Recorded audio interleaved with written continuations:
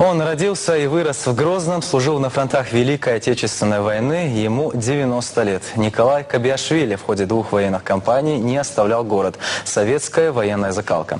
Его посетили активисты патриотического клуба «Рамзан». Визит не ограничился подарками. Молодые люди провели для ветерана прогулку по городу. Слово Элине Дадаевой. Это Путина, это Кадырова. Благодарственные письма, грамоты, поздравления разных лет. Николай Кабиашвили хорошо помнит, когда и от кого он их получил. Представители различных ведомств в доме ветерана частые гости. На этот раз его навестили активисты патриотического клуба «Рамзан». Для пенсионера они привезли фрукты и сладости. Ребята с большим интересом слушали истории военных лет. Всю войну я за рулем был на машине, на всех марках советских машин, немецких машин, американских. От Сталинграда я начал войну, дошел до Вены, это в Австрии. За рулем перевез 1000 тонн военного оборудования,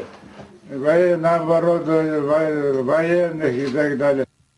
90-летний ветеран живет один. Грузин по национальности Николай Александрович родился в Грозном. Даже во время военных действий в регионе не покидал родину. Соседи хорошо знают его и часто навещают. А мальчишкам, будущим защитникам, всегда интересно окунуться в атмосферу Отечественной войны.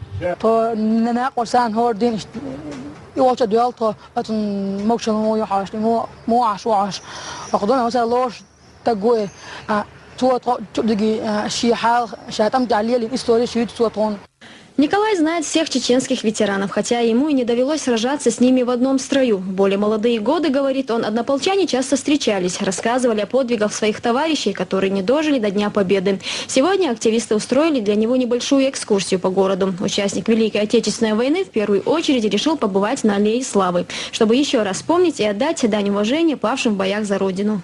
То, что отметили такой день, внимание, спасибо вам, ребятам, то, что мы пришли на этот памятник, тоже помнили боевых товарищей. К сожалению, с каждым годом все меньше остается в живых участников этой войны. Свидетелей тех суровых событий, людей, которые с оружием в руках приближали День Победы. И долг каждого из нас – помнить их великий подвиг. Элина Дадаева, Муса Харсиев, Ислам Бакаров. Новости.